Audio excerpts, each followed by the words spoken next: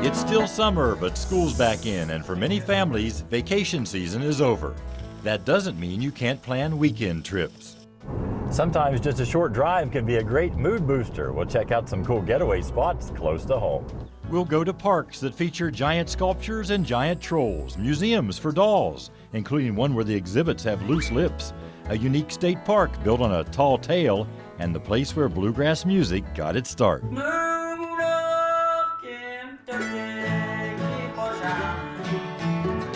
True examples of the spirit of the bluegrass.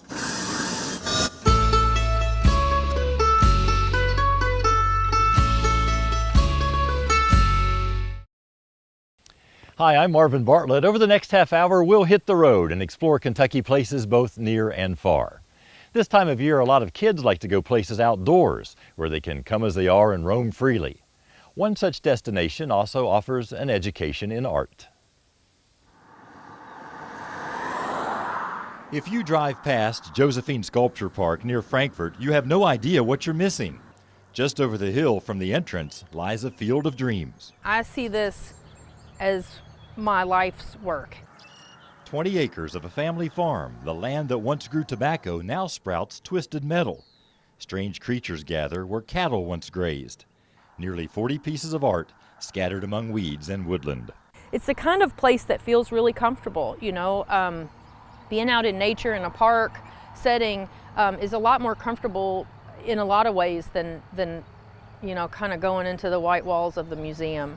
And it's fun for me to consider where different pieces will go in the landscape. Founder Melanie Van Houten was a sculptor for 10 years in Minneapolis before returning to open this park on her grandparents' farm in 2009.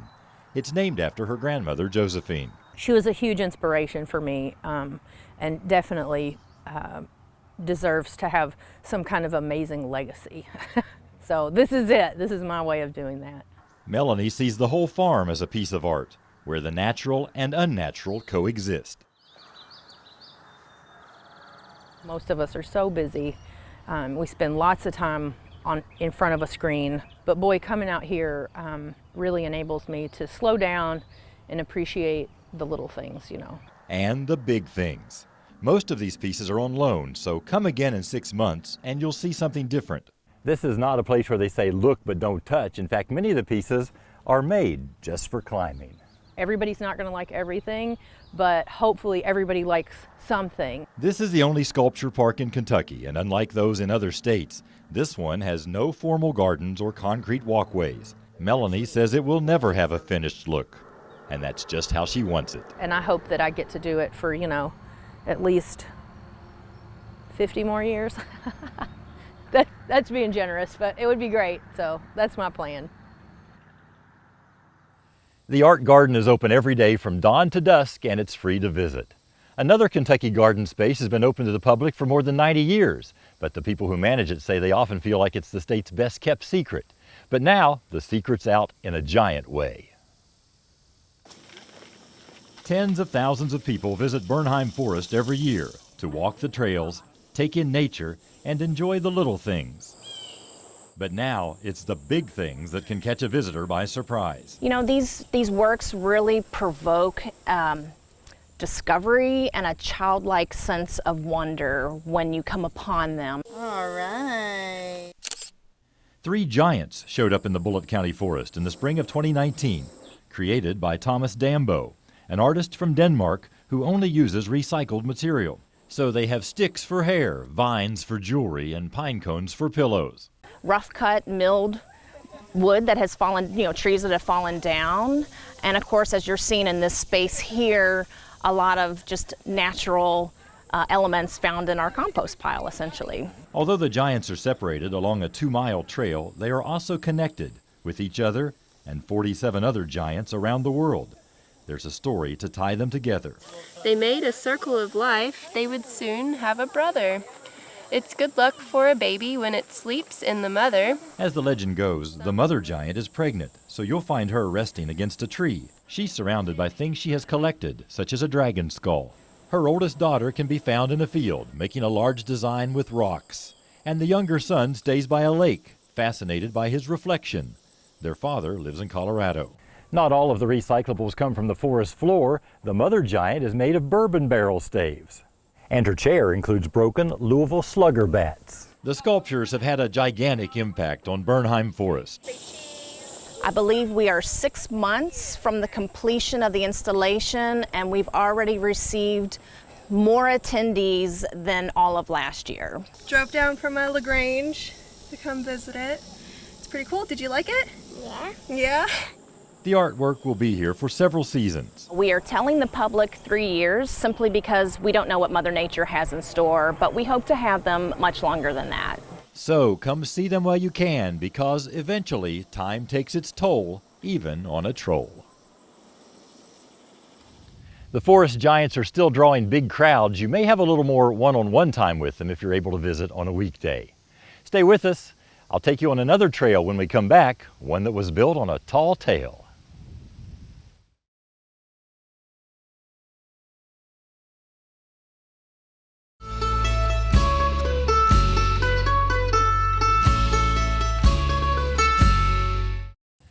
Welcome back. Tourism is a big industry in many cities and towns, as visitors can leave behind a lot of money at stores, restaurants, and hotels. But what if you don't have a big attraction? One southeastern Kentucky town solved that problem more than 80 years ago using its inventive spirit of the bluegrass. Some might call Pineville a sleepy town at the base of a mountain, but apparently a century ago people had trouble sleeping here. A big rock was to blame for the insomnia. Well, the legend kind of went that this big boulder at any time could fall off the mountain and crush the town. And for a lot of the town's children, they felt that that was just terrifying, and rightfully so. So the big gray rock prompted some little white lies. Children were told not to worry. It was chained up there. That story spread, and visitors started to ask the locals, why couldn't they see the chain? And thus the tall tale turned into a public relations stunt. It actually soon became a destination. You know, people wanted to see that. In 1933, a committee enlisted members of the Kiwanis Club, the Boy Scouts, and the Civilian Conservation Corps to construct an unnatural wonder. The group obtained a giant chain from a steam shovel, and with a team of mules, dragged it up the mountain. It took 50 men to heave the chain from a cliff to the rock and connect it with giant bolts. It's 101 feet long and weighs a ton. People who walk to the rock today are amazed at how massive it is, but wonder if it was worth the effort. Well, I guess it's better safe than sorry. It doesn't look like it's going to fall, but I guess if you lived down there, you might feel a little more secure if you knew it was chained. It's sort of like talking about jewelry, a large rock at the end of a chain. And this is like jewelry, decorative, something to look at, but not very useful. Still, there's a lot of meaning behind it. Newspapers around the world printed the story of a town that went to massive measures to protect its citizens, although they were never really in danger. It's actually where these big flat sheets of rock have curled up on each end, and we're actually seeing a piece of sandstone just jutting out. It's actually all interconnected, so what looks like a boulder at the bottom is actually just a sheet of exposed rock. The view of the town from here is amazing, and you can get as close to the edge as you dare. It's beautiful. Today you can clearly see the chain from the town below. Fiction became fact, and tourists do come because of these links to the past. The trail to Chained Rock is just a half-mile long, so it's pretty easy to get to. A word of warning though, it's all uphill coming out, so it might seem a lot longer if you're not prepared. Now, walking's not for everyone. Some people prefer to ride. Adults might like bus tours or carriage rides. Kids might prefer speedboats or go-karts. But there's one thing it seems people of all ages enjoy: a train. Aboard! Aboard! Every weekend in the summer and fall, people travel to Versailles to travel back in time. They climb aboard passenger cars at the Bluegrass Railroad Museum and ride on a line that has been in place since the late 1800s. In 1889, when this track was built, there were two ways to get to Lexington: on the train or on a horse. People don't realize there weren't any cars, trucks, buses, highways. So we try to teach as well as entertain out here. That's Executive Director John Penfield, who came here to help out 12 years ago and got hooked. He and about 25 other active volunteers often work on the railroad all the livelong day as engineers, mechanics, and conductors. Very few of them have a railroading background, Every penny they take in goes back into the operation. Yeah, the good news is we own this track. The bad news is we own this track because we have to maintain it. The trains run on 5.5 miles of track, rumbling past horse farms and rock walls before coming to a scenic dead end at Young's High Bridge, 283 feet above the Kentucky River. Tourists love the view from the overlook, right across from the Wild Turkey Distillery. That's the limestone rock quarry down there? Okay.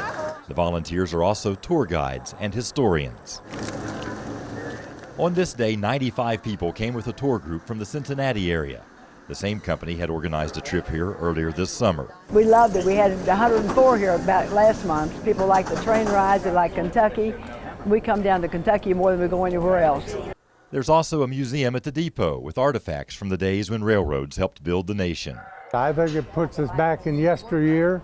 You see a lot of things that I haven't seen for a good many years, you know, and it's really neat. It's hard work keeping this operation on track, but John Penfield says the payoff came quickly for him the first time he saw the reactions of passengers. And watching the kids come off with smiles on their faces and the parents being happy, you know, I realized right away that this was something special. Something special that keeps on rolling because 40 years ago, a group of dreamers said, "I think I can, I think I can, I think I can." The trains run every Saturday and Sunday through October, and there are special holiday rides later in the year. We're going indoors when we come back to some museums, but I promise there's nothing boring about them.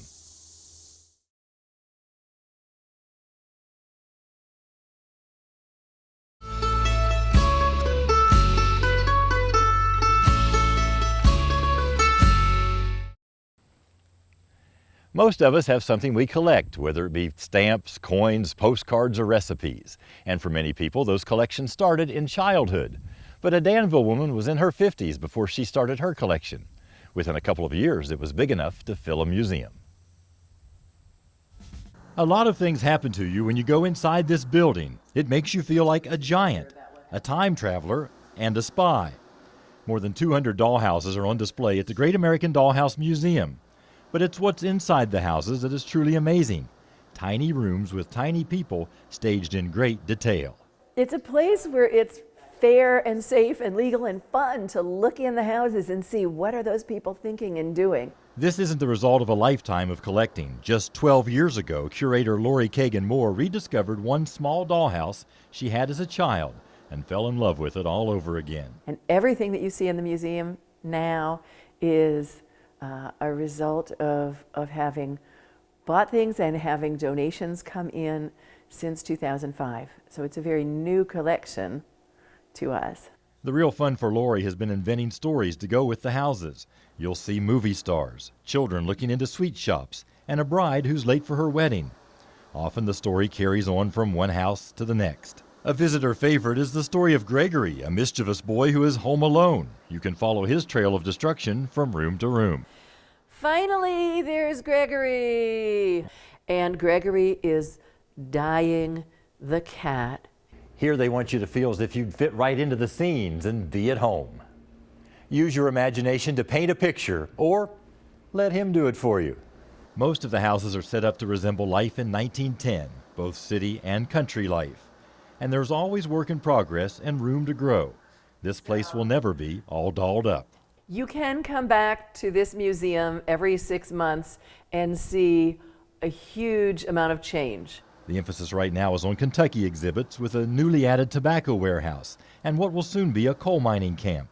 But it's not all historical. Just for fun, there's a fairyland and a cave full of trolls and dragons. The museum is also home to a miniature store for other people who love the hobby or want to get started. My joke is it's addictive and there's no 12-step program. The biggest misconception is that this is a place full of toy dolls. Men and boys have just as much fun as women and girls when they see it's more about storytelling and craftsmanship. You know, I think they leave here feeling really happy and a little sentimental. Here, visitors can see how far we've come in a century, in a small way, getting the big picture. A note to parents, the museum is very kid-friendly. All of the exhibits are behind plexiglass, so it's easy to look and not touch. When planning a day trip, a lot of Kentuckians head north to Cincinnati, maybe to take in a Reds game or ride the roller coasters at Kings Island. But just before you cross the Ohio River, there's a lesser-known attraction, one that can make you smile or give you the creeps, depending on your perspective. In a quiet neighborhood in Fort Mitchell, you'll find a retirement home. Vent Haven may look small, but there are nearly 1,000 retirees here, mostly blockheads. Vent Haven's the world's only museum dedicated to the art of ventriloquism. This is the collection of William Shakespeare Berger, a businessman who dabbled in ventriloquism and began collecting dummies in the 1930s. Soon they filled his home, his garage, and a shed. She's a clock when the show starts. Throwing your voice was an extremely popular form of entertainment during the vaudeville era, and Berger pulled a lot of strings to collect some of the most famous fake faces of his time: Charlie McCarthy, Knucklehead Smith, and Jerry Mahoney, Lamb Chop, and Farfel the dog. Now luckily there's a ventriloquist for every generation. Oftentimes though they come down the driveway not thinking that they know any ventriloquists, and then they'll see a photo of Sherry Lewis and think, oh yeah, I know who Sherry Lewis is, or Darcy Lynn Farmer, or Jeff Dunham, or Edgar Bergen. And that is what then I focus on in that tour is how does that ventriloquist fit into the whole arc of the art? The founder died in 1972, but the collection has only grown larger. They just keep coming.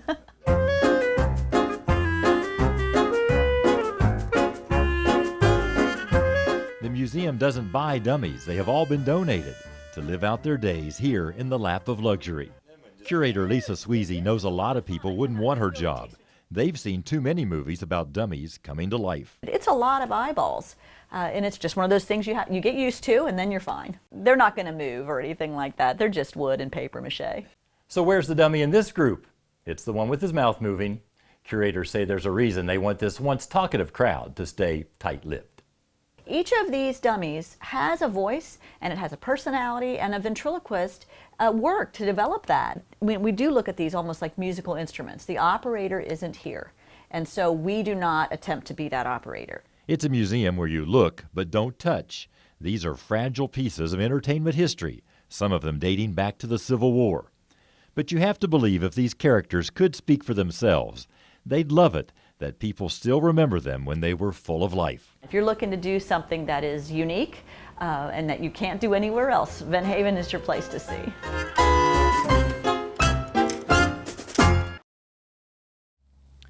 Vent Haven is open now through September. You do need an appointment to visit, but it's easy to get one through the museum's website. We have one more road trip to take. When we come back, a musical journey.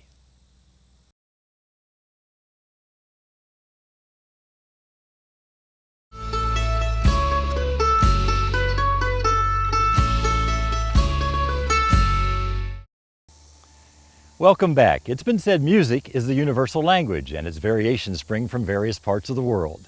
In America, Memphis is home of the blues, and jazz was born in New Orleans. Then there's a type of music that is pure Kentucky, and its birthplace is like hallowed ground to people in search of the spirit of the bluegrass. This house on a ridge in Ohio County may not look all that special, but if the walls could talk, well, they wouldn't. They'd sing.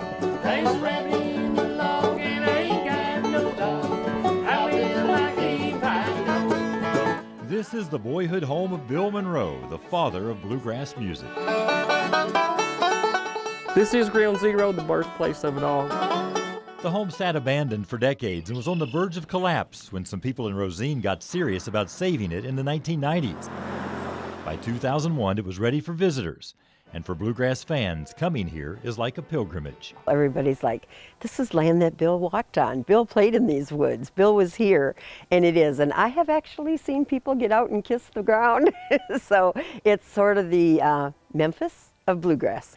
Even though Bill Monroe died before this house was open to the public, he knew it was in the works, and he sat down with designers to make sure the paint colors were correct and to tell them how things were laid out in the house. They would dance in this room and play music in that room. And now, decades later, visitors who can pick a mandolin or strum a banjo can't resist playing on the grounds.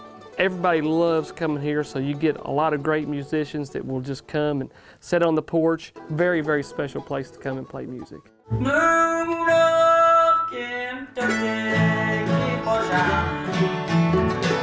But if you can't play bluegrass music, you can hear it just about anywhere in Rosine. And it doesn't get any more traditional than the free Friday night shows at Rosine Barn.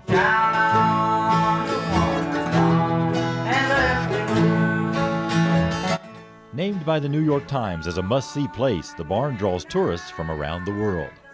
And you lean over and you say, "Where are you from?" And they may say, "France, Sweden, Germany." This town of 400 people now offers a complete bluegrass experience with the addition of a Bill Monroe museum. And fans can visit his final resting place, where music is also welcome.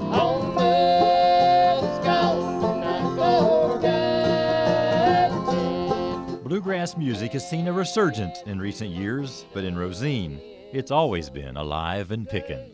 This place should be full of music all the time. I hope you've enjoyed our road trips. It's easy to find the uncommon wealth of Kentucky if you just get off the couch and into a car. I have many more road trips to take, and I'll share them with you in the weeks to come on the Fox 56 10 o'clock news. Enjoy the rest of your summer. I'm Marvin Bartlett with the Spirit of the Bluegrass.